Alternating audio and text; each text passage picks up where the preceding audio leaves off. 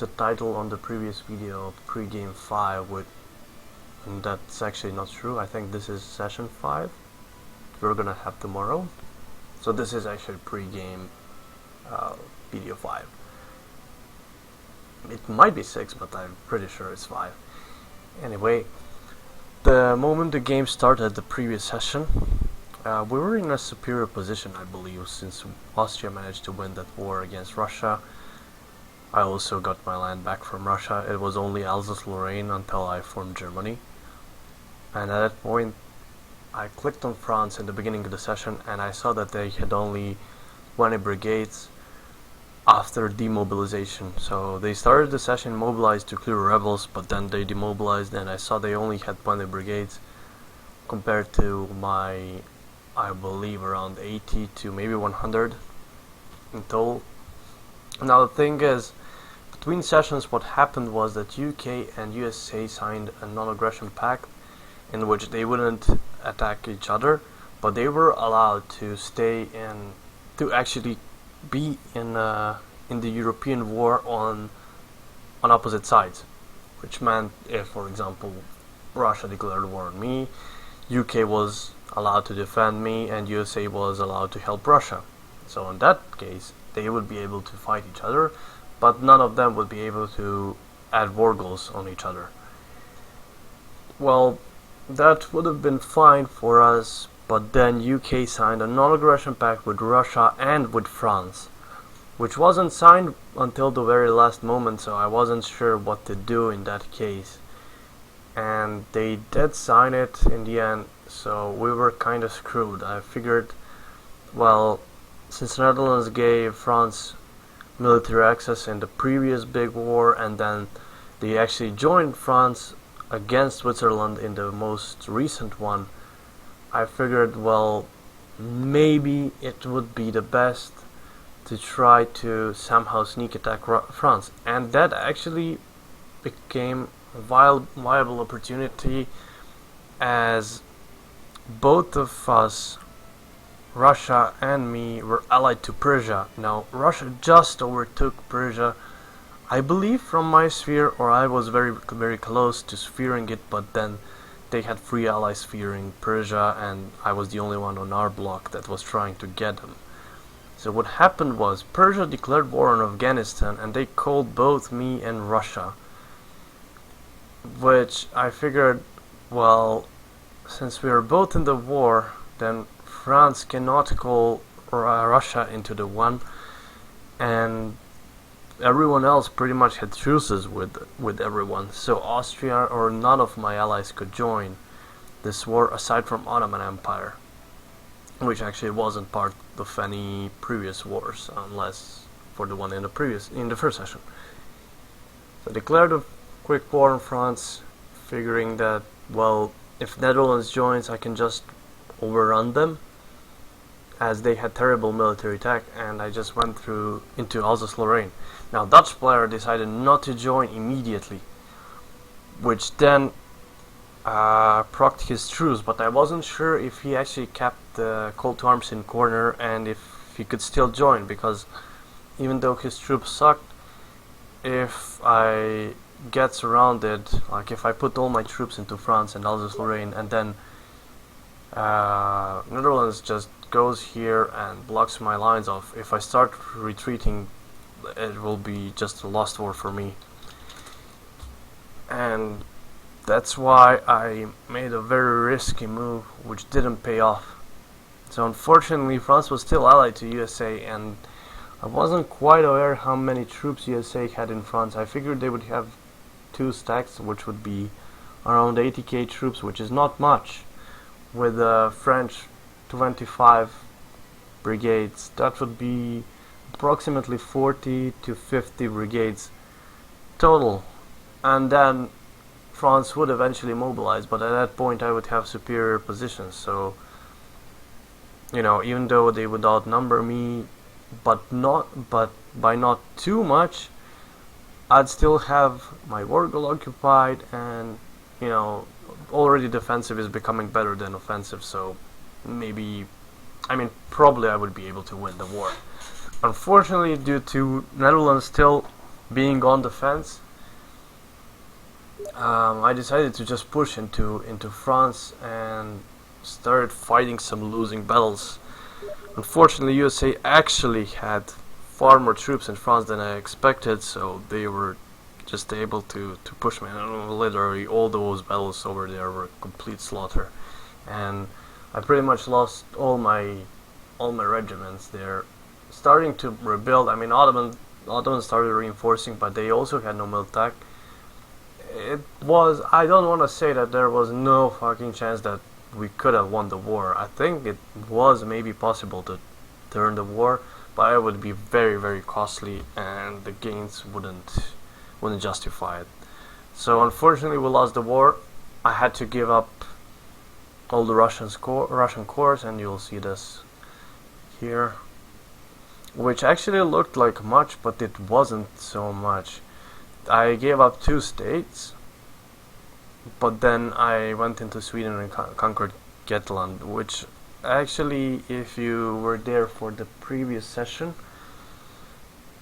actually 2 sessions ago, we could have seen that I went into Sweden and conquered it, but then we kind of abused that rule. Well, there was no actually clear ruling on that, where Spain just surrendered the war for Sweden, so I had to go through that again. But not a big deal. I still got a territory, and after that we still were waiting for that huge war between Russia, France on one side, and Austria and me on the other side. We weren't sure if we should actually call Switzerland then. I would have preferred if SGF was out of that war, because I still had that decent border in the Rhineland, and quite easily defendable. I'm actually thinking if I should load this save, but I think this is too early after the war, so I didn't have all my lines set up there. Anyway, what I did was I put my all defensive generals with purely defensive stacks in Rhineland, and then half of my army was purely offensive stacks with still, I think I was still using some guards, and I had all the attacking generals over there near Poland. So if Russia tried to like just swarm us with numbers, I'd try to fight Russia, kill their troops, and then just hold against France, because France definitely has more troops than NGF. The only good side for us is that we have this defensive border with rivers and woods, and I think it was level 2 or 3 fort, so it would be quite easy to defend that. And then it was still an issue where Netherlands joins the war on French side, but I figured, well, I could probably crush their troops before they do anything really that would damage us in any way. So surprisingly, just to make clear how huge advantage they had, just comparing the population. So I have 5 million less population than France. Austria has equal population to France, so let's just go by that. Austria and France are almost equal. France is still better because they have more accepted population, which means more soldiers, as their pops promote quicker, and I think you get more soldier pops from accepted population. And then Austria might have slight industrial advantage, even though French industrial score is higher. I think Austria just has better raw goods, raw materials. And then compare NGF's pops, 7 million, to Russia, which is 12 million in advantage on Russian side.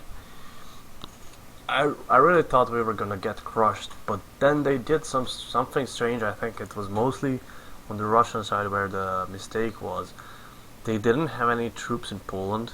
They allowed us to just go into Poland and occupy land.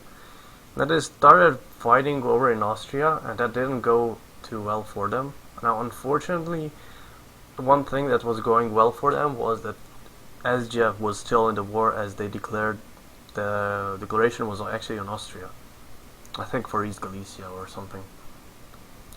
Anyway, probably the reason was to actually get SGF into the war, as since they are satellite, they will always answer the call to arms, even if you are not allied to them. which was a huge issue because we didn't have any troops there, and I had to man that border quickly. Somehow we managed to win some battles there, and actually, finally, we started rolling even dice. In both of previous major wars, I think they just had a huge advantage in roll phase. We had better generals, but they just destroyed us in rolling phase. Like I'd lose. I remember 2 or 3 battles when I rolled 2 zeros in a row, and after that I rolled 2, which is terrible.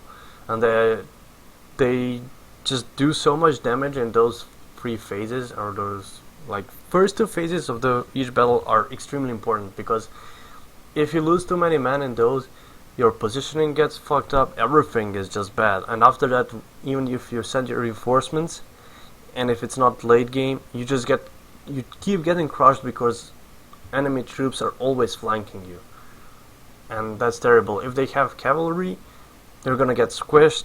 If their artillery is better positioned, you're still gonna get destroyed even if you roll good. So it's a huge deal. Like, the first roll is extremely important in all the wars before 1900.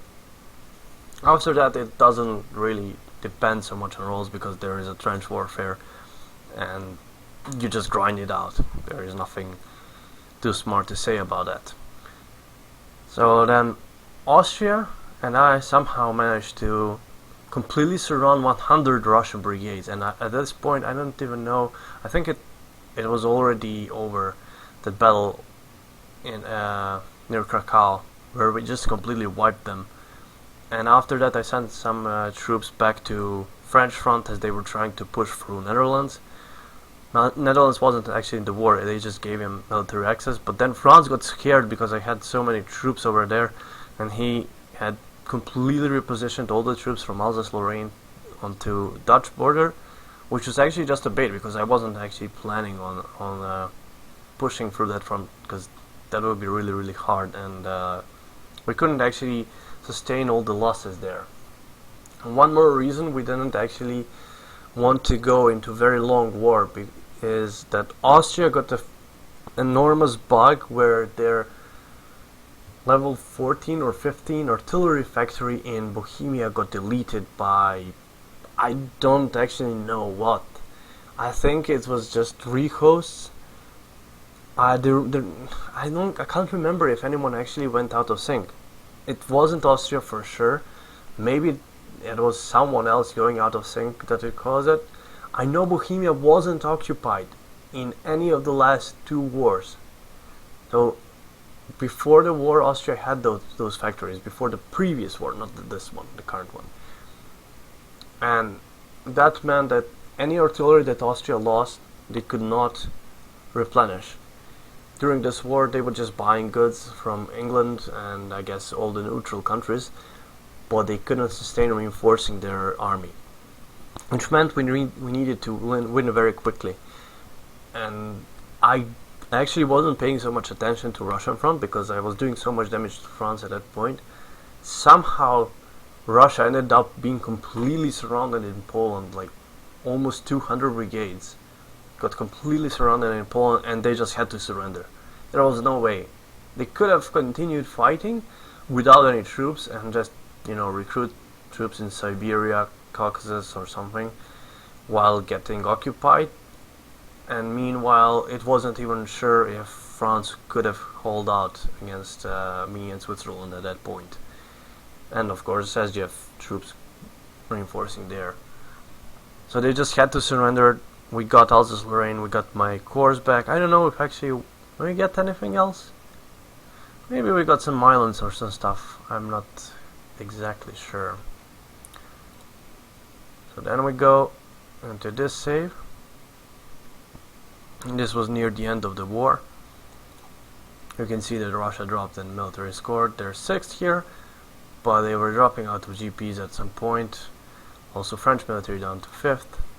My military also kind of depleted, but then this is actually the save in the end that I'm gonna load. So finally I was able to form Germany. It's quite late Germany. Something that I'm really pissed about is that the Ruhr boom which, if you don't know, is population growth plus 1% for 20 years in all the German provinces, somehow got fired. I'm guessing during save edits or something, because AI usually does enact those decisions, and that was something I was waiting for the late game for like 1900 to fire and then just blast out population like crazy, because Germany has this insane province life rating. You see 40 right here, and when it's usually 35, France even has lower province life rating, like they have 30. If you go through Hungary or Austria-Hungary, they have around 35. So that's the major advantage that Germany has, and that's just gone. It's really annoying that AI fired that, and it's not realistic that I can call for like edit for this, even though it really hurts. But yeah, if you see German industrial score being very low in the late game, that will mostly because of that. So Germany will probably be depopulated compared to what they usually should be. Right now we have decent population, but that's mostly because we went into Sweden. If I actually compare population to all the great powers right now, okay, UK has 57 million, but that's mostly because of India and colonies, so that doesn't matter. Austria still has more. They have 14 million. Germany has 11. Okay, that's us. We are equal with France. We shouldn't be. We should have more right now. Japan has 17, 18 million. So they are gonna continue growing. USA 14 million. USA will end up with 50 million easily by the end of the game. Russia has 18 million. So Russia is not doing too great. They haven't actually expanded so much. Even Spain has 9 million population. I mean, that's crazy. So by the end of the game, if we get to 20 million population, which we should be, I don't know. I can't say I will be happy. I'll satisfied, I guess, with that. It wouldn't be terrible to have it, but I really doubt that we can keep up with USA, UK, or Russia in industrial score. We'll overtake France easily. Actually, we already have better industry than France, but probably because some of his factories got closed. Let's actually check it. Yeah, he does have some unemployed people, but not too many. And then Austria-Hungary. Austria-Hungary is one country that can actually finish as number one industrial power, but they have to play a bit pacifistic, and that is something I'm trying to encourage with the next version of the mod, and I'll actually talk more about that during the next game, as I don't think there will be too many wars in early stage of the session, because everyone will be just rebuilding from the previous war. So there are huge naval changes that I need to announce, and we still need to think about the best way to balance out Navy. But what I'm going to do is probably give Hanover to Prussia. Actually make Hanover start in Prussian sphere. If you ever played this game as Prussia, you probably could have noticed that they start as a satellite to UK, and they actually start in British sphere until the coronation of Queen Victoria, when they leave British sphere and just remain friendly with Prussia. Then you need to quickly sphere them, and you can pretty much form NGF. So if I give Hanover to Prussia, then the only thing they would need to form NGF would be sphering Saxony, which is not a huge deal. And if you make a deal with Austria, can you let me sphere Saxony? You benefit big time from me forming Germany, because then you can form Austria-Hungary. I think that's a fair trade. NGF is still weaker than France, even when formed, but at least this gives them an opportunity to fight a defensive war and actually survive. Now the NGF Austrian alliance is still weaker than Russia and France, but they should at least have tech advantage which should kind of balance the war out. Definitely NGF is far stronger than Prussia. I can't say it's twice as strong as Prussia, but it's close to that point. Like it's 1.7 or 1.6, which is a big deal. I mean, the thing with Prussia is that they just don't have manpower to fight two fronts of the war. And with this change, I think the game will be far more balanced. There will be perhaps more backstabbing. There will be more opportunities, more possibilities for Austria. And actually, if common thing happened, which pretty much always happens, is that Italy allies Russia and France. Well, this time I think that thing will be far more balanced. And once again, this gives far more options to Austria. They don't necessarily have to ally NGF. We could see Russia allying NGF. We could see Italy joining their bloc. If Austria is just willing to play a peaceful game, what would actually be the best way for them to do is to sell Lombardia and Venice to Sardinia, have Sardinia form Italy, and then Italy doesn't press for more cores than that, which is quite reasonable, because their remaining cores on Austria are South Tyrol, which is not amazing province, not amazing state actually. Then they have Istra, which is another port, which still not amazing. It has some gold, but it has very low starting population, so it doesn't really matter. And then they have Dalmatia, which is just terrible, and it not only that it looks ugly, but it also makes your borders terrible, and you just have to commit to defending it. And I just don't see it worth it for Italy to go and push for that. So I think that would be a very good gameplay change. And then if Austria is just focusing on, internal stuff, not building military, they can actually be a very amazing late game power when it comes to industry.